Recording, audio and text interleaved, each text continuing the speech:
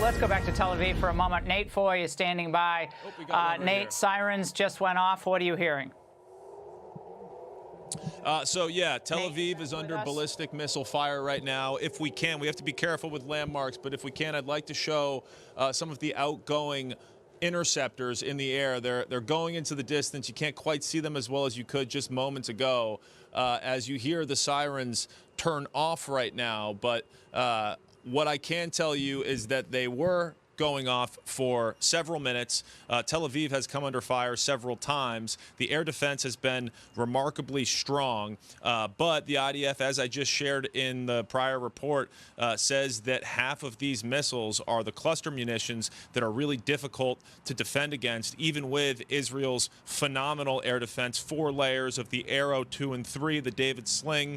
Breaking news, this is happening right now. Iran has just launched a massive wave of ballistic missiles directly targeting Tel Aviv, Israel's second largest city, home to hundreds of thousands of civilians. Air raid sirens are blaring across the city. Interceptor missiles are lighting up the night sky. Explosions are being heard across downtown and the surrounding areas as Israel's multi-layered air defense system engages the incoming threat. This is not a single missile. This is not a warning shot. What is unfolding over Tel Aviv right now is a coordinated multi-wave ballistic missile attack, and it follows earlier strikes that already hit central Israel and southern Israel in the same assault. 3 separate waves, 3 separate target zones, all within the same operation. We have reporters on the ground in Tel Aviv with live accounts of what is happening. The footage is extraordinary. The interceptors are visible in the sky. The explosions are audible. And people on the streets of Tel Aviv are living through something that, as unbelievable as it sounds, has become a grim routine of daily life in Israel since this war began. I'm Hannah Blake. This is Global News Diary. Here is everything we know right now. In the early hours of the morning, at approximately 1:15 a.m. local time, Tel Aviv came under direct ballistic missile fire launched from Iran. The attack unfolded in waves.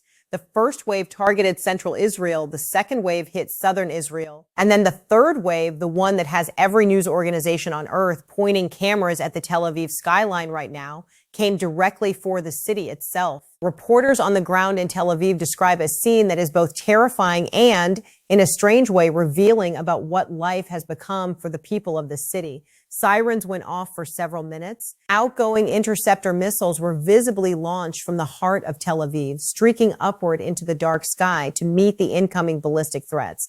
Multiple interceptions were observed directly over the city center. Explosions were heard in the distance, and then closer still.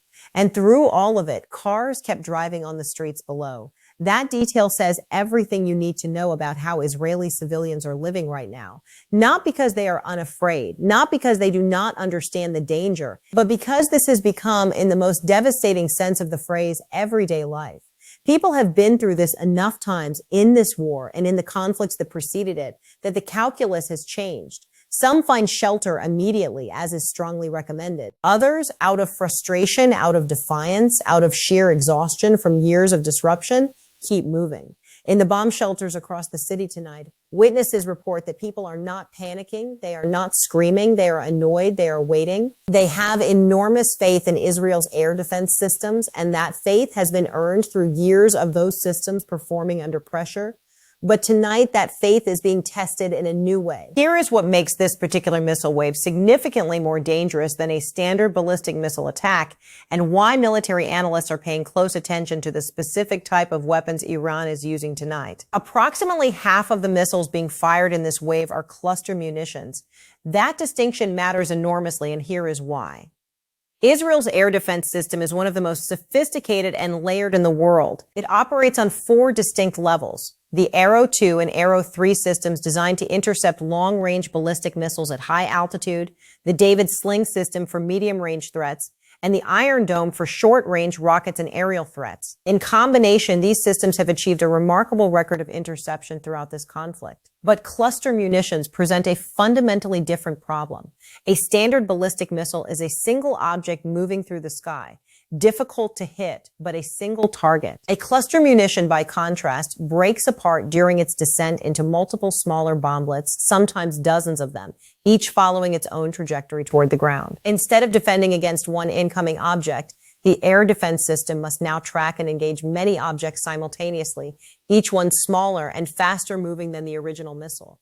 That is not a challenge any air defense system in the world has fully solved. Israel's system is the best there is, but the best does not mean perfect, and cluster munitions are specifically designed to exploit exactly the kind of gap that exists between highly effective and perfect. Since this war began, Israeli military data shows that casualties from cluster munitions have been higher than casualties from standard ballistic missile attacks. Not because the air defense system has failed, but because cluster munitions are by design extraordinarily difficult to fully defeat. Tonight, with half the incoming wave consisting of these weapons, the danger to civilians in Tel Aviv is real and serious. There is a critical context point that needs to be understood clearly because it speaks both to how much damage the United States and Israel have inflicted on Iran and to how dangerous Iran still is despite that damage. President Trump and multiple senior U.S. officials have stated publicly that Iran's ballistic missile capabilities are now at approximately 10% of what they were at the beginning of Operation Epic Fury. 10%. That is a staggering degradation of military capability in a remarkably short period of time. The combination of U.S. Central Command strikes, which have now hit more than 3,000 targets inside Iran in the first week of the operation alone, and Israeli airstrikes targeting Iranian military infrastructure, has systematically dismantled the weapons stockpiles, launch platforms, and support systems that Iran spent decades and billions of dollars building. And yet, tonight, with 10% of their original capability remaining, Iran is launching a multi-wave ballistic missile attack on Israel's second largest city.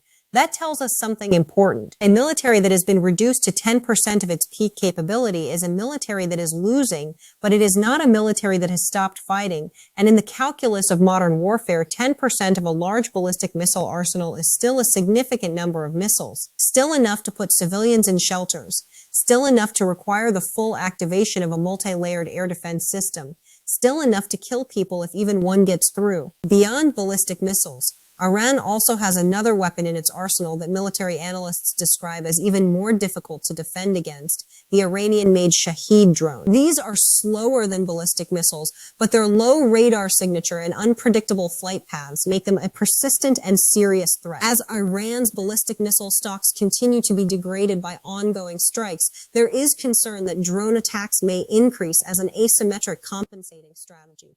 The message from the battlefield tonight is this: the United States and Israel are winning, but this war is not over. And the enemy, even at 10% capacity, is still launching missiles at civilian cities. It is 1:15 in the morning in Tel Aviv. Most cities of 3.5 million people are quiet at this hour. People are sleeping. Streets are mostly empty. The city is at rest.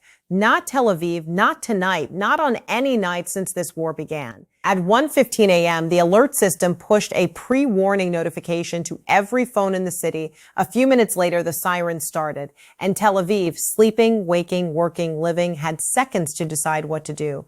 Most people went to shelters. Israel has invested enormously in civilian shelter infrastructure. Bomb shelters are integrated into apartment buildings, commercial spaces, public areas. The country has been preparing for exactly this kind of sustained missile threat for decades because it has been living with that threat for decades.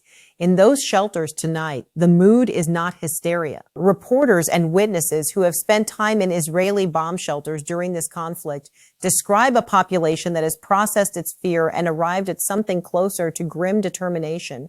People sit with their phones, they talk quietly, they wait for the all clear. They have tremendous confidence in the Arrow systems, the David Sling, the Iron Dome, confidence built from watching those systems work night after night, attack after attack. But there is also frustration, real, deep, exhausted frustration. Frustration at a situation where the second largest city in your country can be targeted with ballistic missiles in the middle of the night, where the most rational response to air raid sirens has become weary routine rather than panic, or children grow up knowing what a bomb shelter looks like from the inside. Israel has now suffered 11 fatalities in Operation Epic Fury. Each one of those deaths is a name, a family, a life that was ended by this conflict. And with cluster munitions raining down on Tel Aviv tonight, that number may rise before morning. The Israeli public's position, as reported consistently from the ground, remains firm. They want this war to end the threat permanently. They are willing to endure what must be endured to get there, but they are not neutral about it. They are not detached. They are a nation under fire, fighting for the right to simply live without this. Tonight's missile attack on Tel Aviv does not happen in a vacuum. It is one piece of a conflict that is simultaneously the most intense military operation in the modern Middle East and a war whose ultimate outcome is still being fought for every hour. Operation Epic Fury has been running for just over a week. U.S. Central Command has struck more than 3,000 targets inside Iran. Iranian naval capacity has been devastated. Iran's air force has been decimated on the ground. Iranian military command and communication infrastructure has been systematically dismantled. Iran's new supreme leader, Mojtaba Khamenei, the son of the late Ali Khamenei, who was killed in the opening strikes of the operation, has just been installed. He has yet to make a public statement. Iran's foreign minister has already declared that negotiations with the United States are off the table. President Trump has called the appointment disappointing and has warned that if Iran attempts to block regional oil flows, the United States will hit Iran harder than it has been hit so far. On the northern front, Hezbollah continues to launch rockets and mortars from southern Lebanon into northern Israel. Israeli forces are holding ground positions in southern Lebanon and continuing airstrikes against Hezbollah infrastructure in Beirut. And now, in the early hours of the morning, Iran launches a ballistic missile wave at Tel Aviv. This is the picture of a regime that is being systematically dismantled by the most powerful military coalition it has ever faced. And that is, with whatever capacity it has remaining, continuing to fight, continuing to fire, continuing to target civilians. The military math is clear. Iran is losing. Its capabilities are at 10%. Its leadership has been eliminated across 2 full levels of command. Its navy is gone. Its air force is largely destroyed. Its communication networks are being degraded in real time. But a cornered adversary with 10% of a large missile arsenal, cluster munitions, and nothing left to lose is still a dangerous adversary. And the people of Tel Aviv in their shelters tonight understand that better than anyone. Tonight's missile wave raises several critical questions that will shape the next phase of this conflict. The first question is operational. How did Iran launch this attack? U.S. and Israeli forces have been specifically targeting Iran's ballistic missile launch infrastructure, the mobile launchers, the fixed silos, the command systems that allow those weapons to be deployed. If Iran was able to launch a coordinated multi-wave attack tonight, it suggests either that some of that infrastructure survived the first week of strikes, or that Iran had concealed backup launch capabilities that have not yet been fully identified and destroyed. The second question is strategic. What does Iran gain from this attack? With capabilities at 10%, every missile fired is a missile that cannot be fired again. Iran's remaining ballistic missile arsenal is a finite and rapidly depleting resource. Using it in attacks like tonight's means accepting that the arsenal grows smaller with every strike. What calculation is the regime making, and does the selection of a new supreme leader in Mojtaba Khamenei change that calculation in any way? The third question is the one that matters most for the people of Israel. Will the air defense hold? It has held remarkably well throughout this conflict, but cluster munitions are a genuine challenge. The IDF has confirmed that casualties from cluster munitions have been higher than from other types of attacks. With half of tonight's wave consisting of these weapons, the hours after this attack will tell us whether the defense systems were able to protect the city or whether Tel Aviv paid a price tonight that it should not have had to pay. Secretary of War Pete Hegseth and senior U.S. military commanders were expected to hold a briefing in the coming hours. That briefing will be closely watched for any new information about the scope of the attack, the state of Iran's remaining capabilities, and the next phase of the military campaign. I want to hear from you on this one. Iran is down to 10% of its ballistic missile capability, and it is still targeting Tel Aviv in the middle of the night.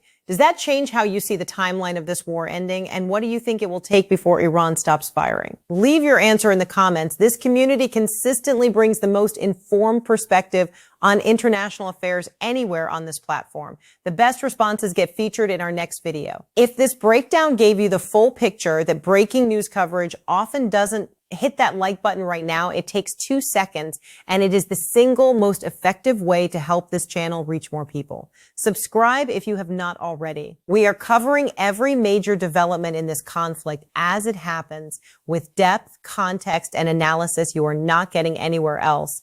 Turn on notifications. This story is moving by the hour. The next major development could break at any moment, and you do not want to be behind. And share this video. Put it in your group chat. Post it on your social media. There are millions of people trying to understand what is happening in the Middle East right now, and this breakdown gives them that understanding. I'm Hannah Blake. This is Global News Diary. We will be back the moment this story develops further. Stay safe, stay informed.